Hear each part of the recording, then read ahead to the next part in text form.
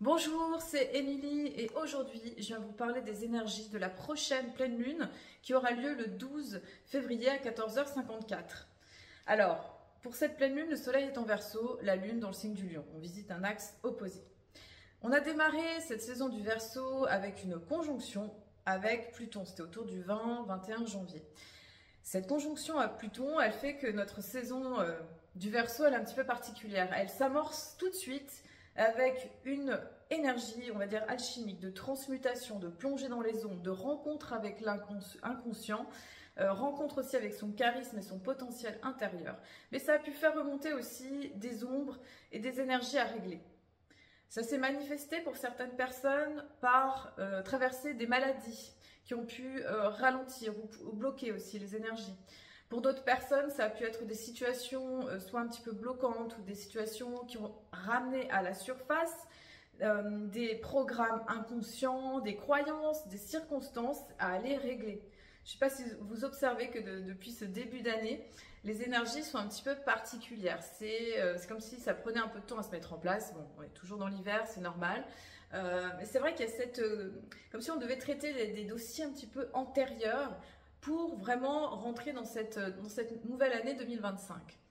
C'est vrai qu'on est dans une année 9 qui clôture d'anciens cycles, d'anciennes énergies, même si justement le mois de janvier c'était une année, c'était un mois 1, le mois de février c'est un mois 2, donc là on rentre dans une autre énergie qui est différente.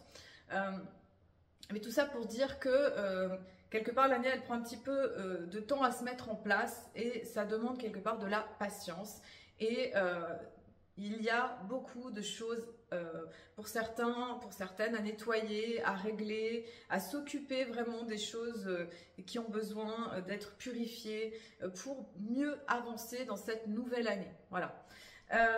Alors, le soleil, il a avancé. On est là à 24 degrés du Verseau. On est à 24 degrés avec la lune dans le signe du Lion. Et on visite cet axe opposé. Alors, le soleil Verseau, c'est le signe d'air fixe en lien avec Uranus et Saturne qui propose d'initier des chemins nouveaux, d'être dans l'originalité, d'être vraiment dans le côté humain, coopération, solidarité, vraiment créer ces voies nouvelles qui représentent cette nouvelle terre, cette nouvelle humanité. Donc le Verseau, il est en lien avec cette ère dans laquelle on est en train d'entrer et qui va durer plus de 2000 ans. Donc c'est énorme en fait, ces entrées dans le soleil Verseau, elles viennent amener comme des nouvelles circonstances pour nous aider à évoluer et à faire bouger les choses. Donc ça c'est les énergies du soleil en Verseau. En face on va avoir une lune en Lion.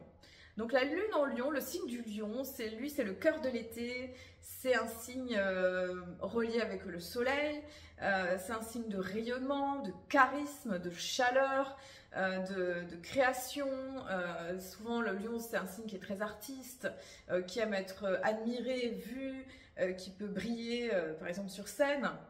Donc là, on est dans cet axe qui est un petit peu très différent. Autant le Verseau, il va être détaché des revendications personnelles. Le Verseau, il va agir d'une façon un petit peu, justement, au-delà des revendications, au-delà de l'ego. Le Lion, au contraire, il va peut-être plus agir à partir de cet endroit-là, mais il va y avoir cette espèce de chaleur du cœur, de noblesse de sentiment, alors que le Verseau, des fois, il est hyper détaché, ce qui peut donner une impression de froideur. Hein. Des fois, le Verseau peut donner cette sensation de froideur, de ne pas savoir trop où est-ce qu'il se place, où est-ce qu'il est. Enfin, voilà, je mets des petits guillemets. Donc, dans cet axe, c'est comme si ça venait nous demander d'être dans à la fois cette originalité, créer ce qui amène de la nouveauté, tout en étant dans sa créativité personnelle. Il y a vraiment cette idée de, ok, comment j'amène de la nouveauté, comment je crée et comment j'initie des choses qui font bouger les choses, mais à partir de mon élan du cœur. Parce que cette lune en Lion, elle est en lien avec ça, donc l'élan du cœur, l'élan de l'amour, l'élan de la joie, vraiment, qu'est-ce qui fait chanter le cœur, qu'est-ce qui amène cette dimension dans la vie.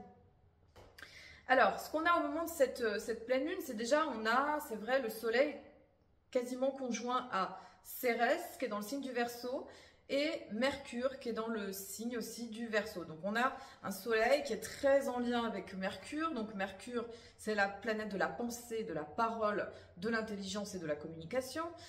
Dans le signe du Verseau, donc il va y avoir une envie quelque part de communiquer, d'élaborer, d'avoir des nouvelles idées, de vraiment créer justement ce futur. C'est quoi la nouvelle façon de faire, et ça va être important de justement de changer les anciens paradigmes, les anciens façonnements, les anciennes routines, les anciens fonctionnements, et ça invite à ça. C'est vrai que ce soleil-mercure, il peut donner aussi un côté qui peut-être pense trop, réfléchit trop, donc ça va être important dans cette période, parce qu'en plus c'est un signe d'air, le Verseau, donc il en vient avec le mental, il y a une rapidité, et en même temps c'est important de revenir au corps.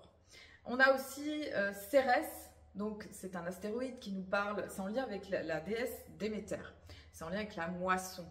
Donc là, pareil, ça nous invite à chercher cette créativité, cette originalité, ce qui va faire cette graine de génie, ce qui va faire cette différence. Comment se différencier, comment trouver ce qui amène vraiment quelque chose d'unique et de différent. Donc il va y avoir, je pense, un bouillonnement d'idées autour de cette pleine lune. Peut-être ça peut être un super moment pour écrire, pour noter tout ce qui vous vient, parce que je pense qu'il va y avoir des idées originales. Peut-être ça peut être le moment de poser des questions, de demander à vos guides, de vous interroger, de demander à votre âme, à votre I am, je suis, à votre présence divine. Et je pense qu'il y a des réponses très pertinentes qui vont pouvoir venir à ce moment-là. Alors, ce qui se passe, alors, ça s'est passé là, on va dire plutôt là ces derniers jours. Et par contre, c'est très important ce qui s'est passé. C'est que on va avoir Uranus en taureau qui va faire un T carré, c'est-à-dire double carré, Uranus carré la Lune, Uranus carré Soleil. Voilà, un T carré avec Uranus en taureau. Alors, ce qu'il faut dire aussi qui est très important, c'est que depuis le 30 janvier, Uranus, elle est repassée direct. Et ça, c'est très important dans cette période du Verseau. Parce que le Verseau, sa planète, c'est Uranus. Et si, tant qu'une planète, elle rétrograde, c'est comme si elle retournait vers le passé, c'est comme si elle avait besoin de digérer des informations, c'est comme si son action, elle était beaucoup plus intérieure. Et elle est rétrograde plusieurs mois dans l'année, souvent c'est 5 mois. Et là, c'était depuis le 1er septembre 2024 et jusqu'au 30 janvier. Donc c'est comme si quelque part l'originalité, le fait d'aller de l'avant dans des idées novatrices avait été quelque part un peu au ralenti pendant cette période-là. Et là, ce qui est intéressant, c'est qu'on est dans cette période Verseau et qu'elle redevient directe. C'est comme si le Verseau pouvait retrouver, on va dire, son pouvoir intérieur dans le fait de créer et d'innover et d'être vraiment dans sa médecine, j'ai envie de dire, dans sa qualité propre, intrinsèque, de créer des nouvelles voies. Mais pour ça, avant, il a fallu déconstruire avec Pluton, il a fallu faire ébranler en fait des anciennes énergies.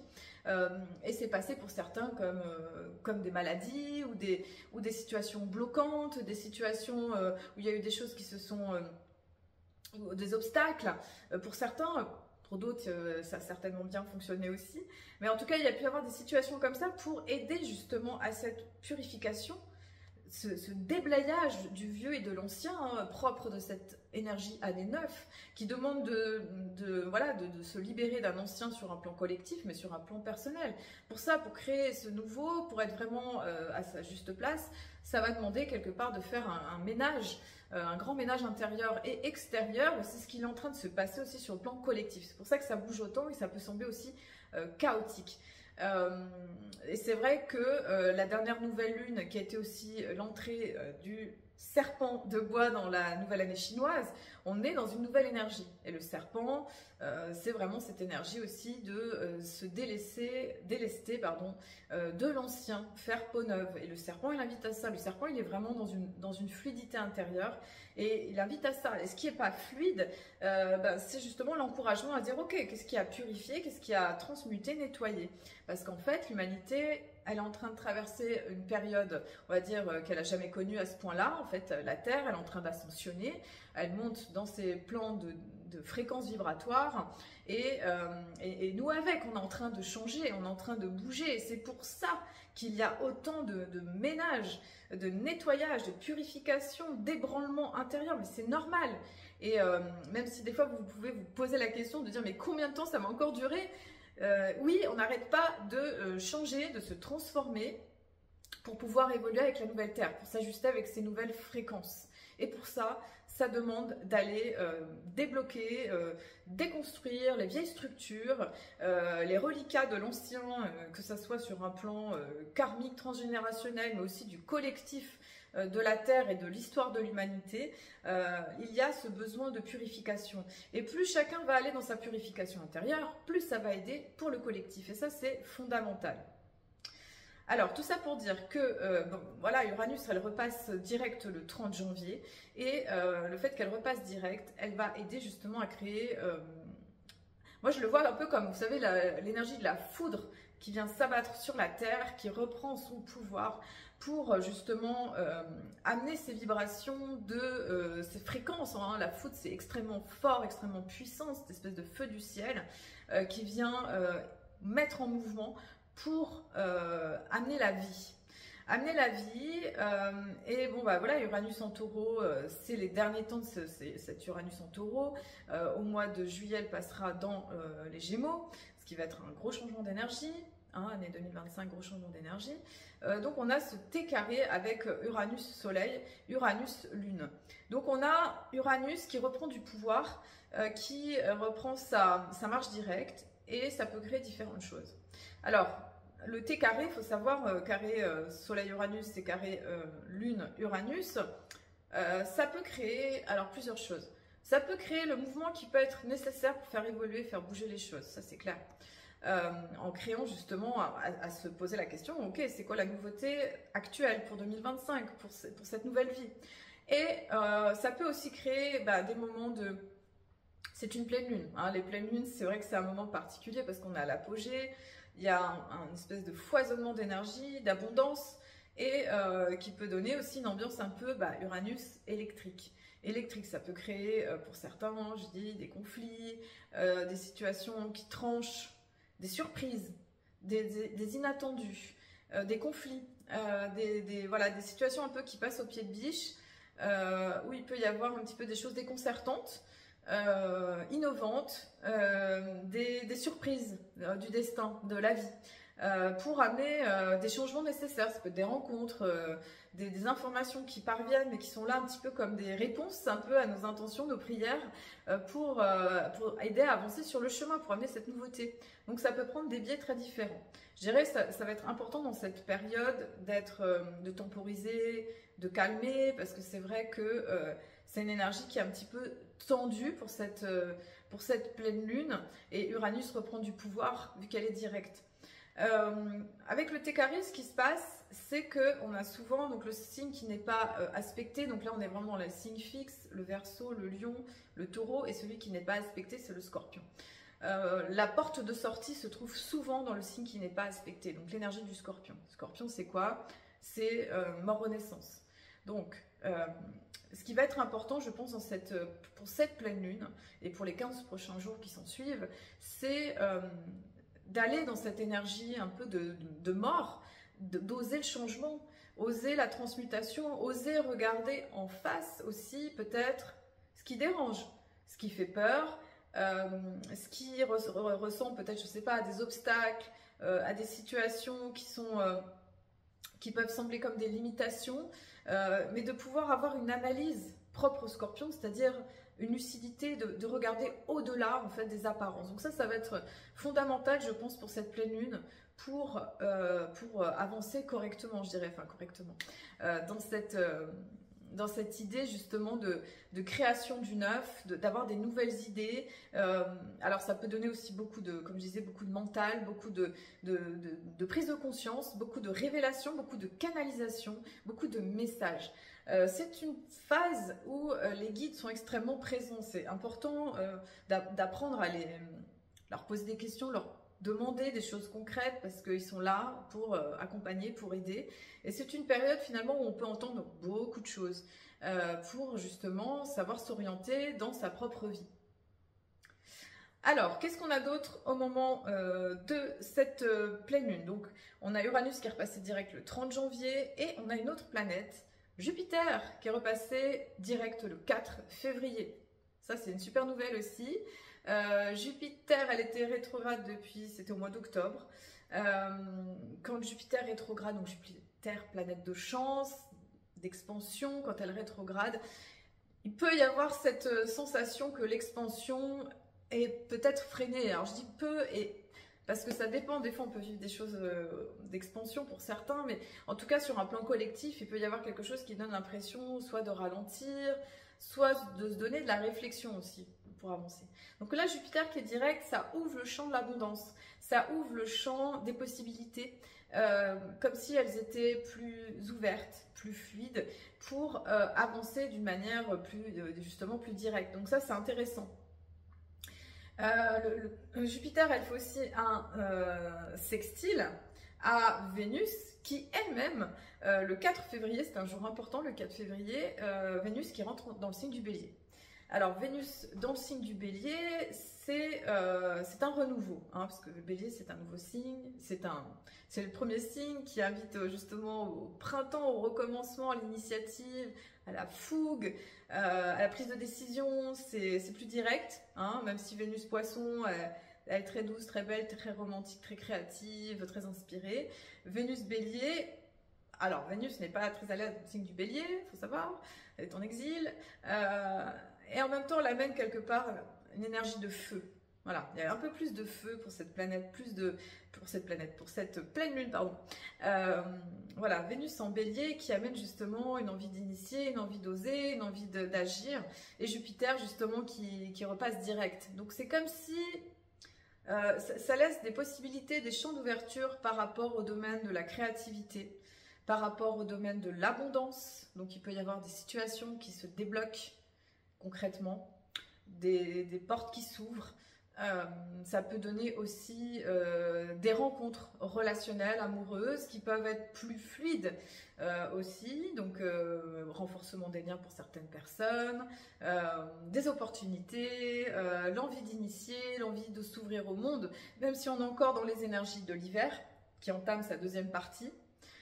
Deuxième partie de l'hiver, on a eu, vraiment, je vous ai parlé de la nouvelle année chinoise, du nouvel an celte, mais c'est vrai qu'on est dans cette dernière phase de l'hiver qui n'est pas forcément la phase la plus simple non plus, parce qu'on peut manquer justement d'énergie du soleil, et cette lune en lion, elle va amener quelque part cette lumière pour justement éclairer cette nouveauté, éclairer ce qui va pouvoir faire avancer. Alors faire avancer, donc ça va être quelque chose qui va être important, et on a toujours Mars, donc action, qui rétrograde depuis le 6 décembre et jusqu'au 23 février. Ah, on arrive sur la dernière période, je dirais c'est une bonne nouvelle. Alors, ce Mars rétrograde en Cancer, il peut créer aussi une action, des actions qui sont un petit peu des fois soit irréfléchies, impulsives aussi avec l'énergie du Cancer, donc très en lien avec l'émotionnel. Donc là en plus on est en période de pleine lune, donc ça peut être un moment où ça réactive, on va dire certaines énergies. Ça va demander quelque part d'être vigilant au côté émotionnel pour pas qu'il soit complètement impulsif. Et Mars rétrograde, ça peut donner des fois cette sensation de coup d'épée dans l'eau, c'est-à-dire d'actions qui peuvent sembler inefficaces, qui sont pas tout à fait, qui sont un petit peu, qui peuvent manquer aussi de, entre guillemets, soit de structure, soit de cohérence. Et voilà, ce Mars rétrograde, il a cette action-là. Ça peut créer, voilà, comme je disais, des bouillonnements et des tensions intérieures, beaucoup pour les signes. Pour certains du signe du Cancer, parce que c'est quand même dans votre signe, c'est pas rien en fait, ça demande quand même d'aller réguler le plan émotionnel. Et ce Mars en Cancer, en fait ce qu'il fait, c'est qu'il invite vraiment à s'occuper des dossiers du passé, des histoires anciennes, pour vraiment avancer d'une manière direct par la suite. Donc ça c'est important, ce Mars rétrograde, il peut sembler un petit peu enquiquinant comme ça. Surtout que cette année il est en Cancer, c'est une position un petit peu particulière je trouve. Avant il était en Gémeaux en 2022, en 2020 il était en Bélier. C'est pas les mêmes choses, c'était des moments très différents. Mais c'est vrai que dans le Cancer, il y a cette notion d'aller visiter le passé pour aller vraiment déblayer ce qui a plus lieu d'être. Voilà, donc ce Mars en Cancer, il fait tout ce travail-là, donc patience, d'aller au bout du travail, c'est important. Peut-être que des fois, c'est juste ne rien faire et sentir ce qui est vraiment juste dans la façon de faire. C'est pas en faisant toujours la même chose qu'il va y avoir un changement. C'est essayer de comprendre comment mieux avancer. C'est vraiment une réflexion profonde pour justement mettre les billes de l'avancée quand justement les énergies du printemps vont plus se manifester d'une manière concrète. Voilà. Ce qui est intéressant, c'est que ce Mars, il est en trigone avec Saturne. Saturne en Poisson, qui va amener une structure.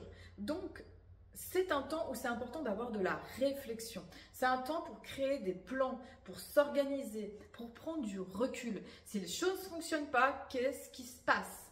Est-ce que c'est des croyances? Est-ce que c'est des choses à régler, à structurer? Est-ce que c'est pas encore le moment? Est-ce qu'il y a des choses à affiner? C'est vraiment, je trouve, une période d'ajustement qui est nécessaire et qui est très importante pour continuer à avancer. Voilà. On a toujours ce Neptune conjoint en nœud nord en Poisson, donc se laisser porter par la vie, se laisser inspirer par la création, par la créativité, par l'appel du divin, d'être vraiment dans cette énergie, de se laisser placer, donc de faire confiance au plan divin. Et ça, c'est vraiment quelque chose d'important pour cette période actuelle. Je vous souhaite une très belle pleine lune, prenez soin de vous, posez vos intentions aussi, peut-être de nettoyage et de purification. Et je voulais vous dire aussi, donc pour les prochains événements qui arrivent, donc si vous êtes intéressé, on fait un Luna Project avec Amélie Chenot, donc journal créatif et astrologie, travailler avec la créativité, l'introspection. Donc ça c'est le 10 février, lundi matin, on fait une visio sur justement les énergies de la pleine lune.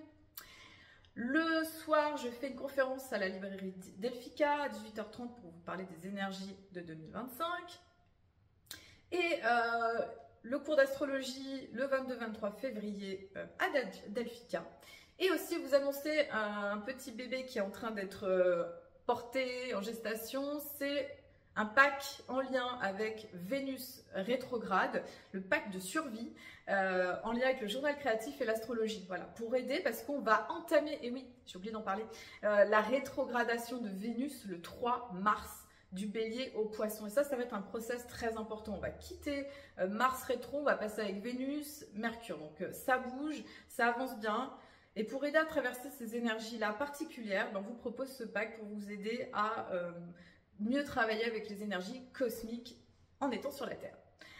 Je vous dis à très bientôt. Merci d'avoir regardé cette vidéo.